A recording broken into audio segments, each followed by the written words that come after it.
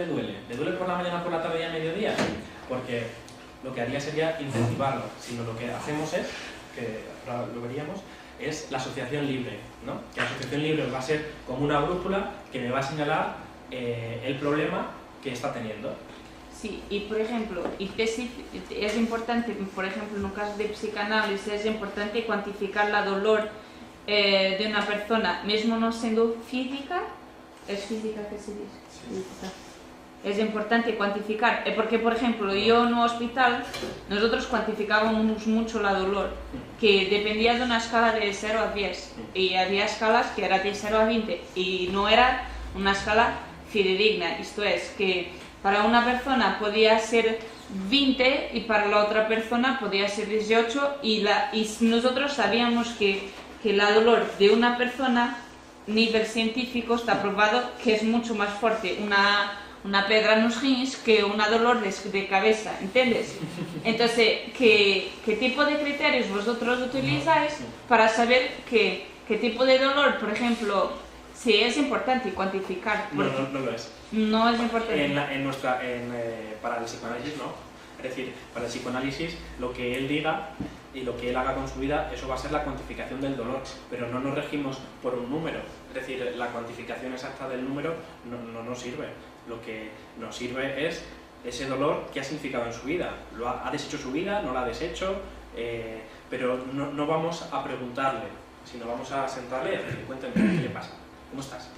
Entonces, a partir de ahí, comienza esa brújula a ver qué le sucede. Pero no cuantificamos, también por eso que tú decías, porque en esa comparativa es que los dolores son subjetivos.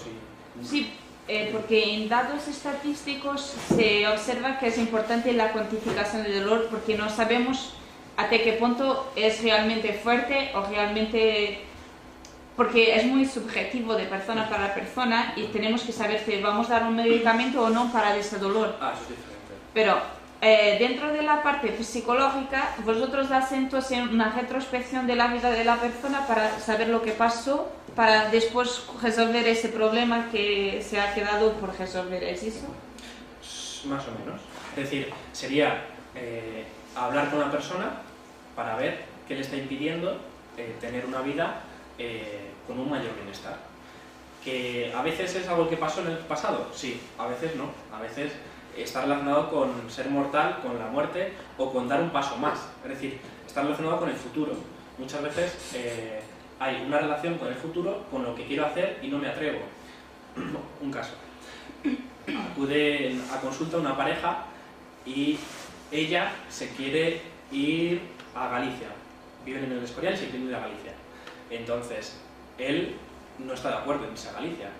¿A que no sabes qué dolores tenía y en qué parte?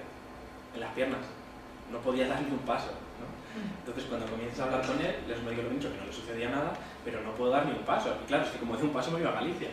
Bueno, que a veces no solamente tiene que ver con el pasado, sino que tiene que ver con el futuro y cómo me enfrento a la realidad. Y más que yo preguntarle al Señor, bueno, ¿cuánto le duele? ¿Le duele del 1 al 10? Eso sería más quizás para la medicina o para hacer estudios comparativos, etc. Pero en lo terapéutico lo que me interesaba es poder escuchar esto que te acabo de contar a ti aquí fácilmente. Yo les llevo varias sesiones porque no es tan fácil averiguar qué es lo que sucede o qué no es lo que sucede. Aquí os estoy hablando de los casos abiertos ya, ¿no? Ya sé la conclusión y os lo cuento.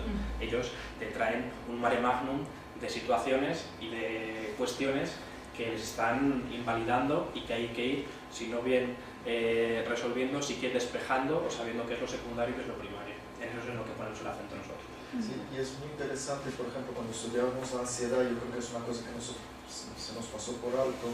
En el discurso de los pacientes, cuando vienen a la consulta con ataque de ansiedad, la frase que más se repite es: tenía miedo a morirme, creía que me iba a morir, es como si me estuviera muriendo. O sea, es como si el miedo, la angustia taparan la verdad. ¿Cuál es la verdad? Que todos somos mortales, pero en nuestra vida estamos todo el tiempo negando esto. Prueba de ello, después los adolescentes cogen el coche, pisan 200 por hora y como si fueran inmortales, ¿no? Estamos como todo el tiempo negando nuestra mortalidad, ¿no? Y de repente parece que pasa algo, ¿no? Que hace clic Y nosotros aquí nos centramos mucho en la parte, digamos, sintomatológica, ¿no?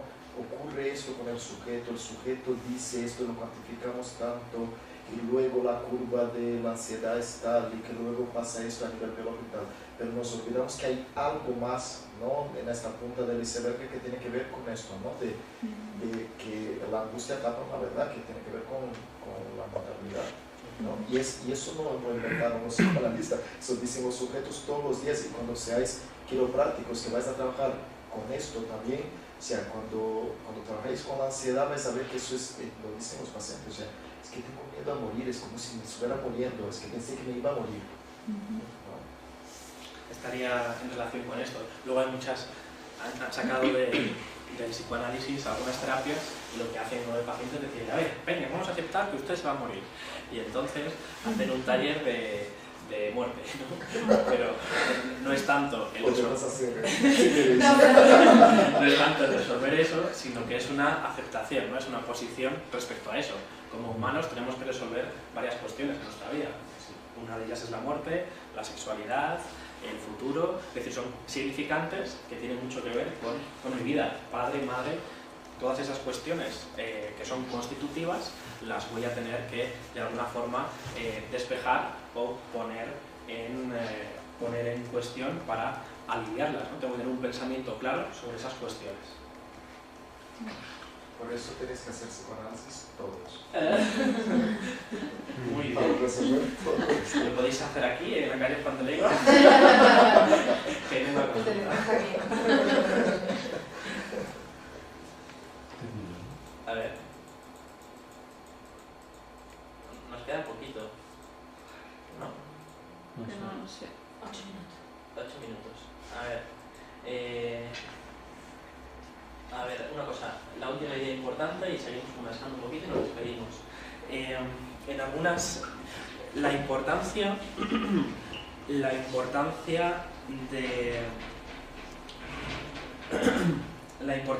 de lo que yo pienso, de mis expectativas en cuanto al dolor. Este fin de semana veía El beso de la mujer araña de 1985, no sé si lo conocéis, lo habéis visto. Es una pareja que está dentro de en la cárcel, en una celda, y entonces cómo se van contando historias para no sentir dolor. Primero es el dolor de no tener libertad, y luego cuando comen accidentalmente o no veneno para no sentir dolor de estómago. Entonces uno de ellos le cuenta al otro historias del cine, y entonces para que no le duela le cuenta una historia del cine. Bueno, que nuestra expectativa y la persona con quien estamos va a ser muy importante para calmar o no calmar nuestro dolor. Todos tenemos experiencia en que cuando nos dolía algo nos decían cura sana, curita de rana, si no se te curaba, se te curará mañana.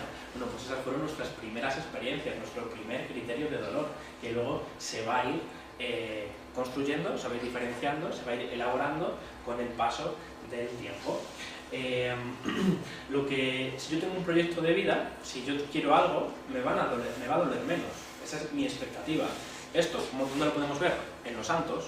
Los santos, si eran quemados, ¿qué sucedía? Que como tenían una expectativa de una vida futura, pues el dolor se tornaba menos intenso, porque había una expectativa. Igual que los guerreros, ¿no? Yo quiero ir a por esto y voy a ir, ¿me cuesta la vida o no me cuesta la vida?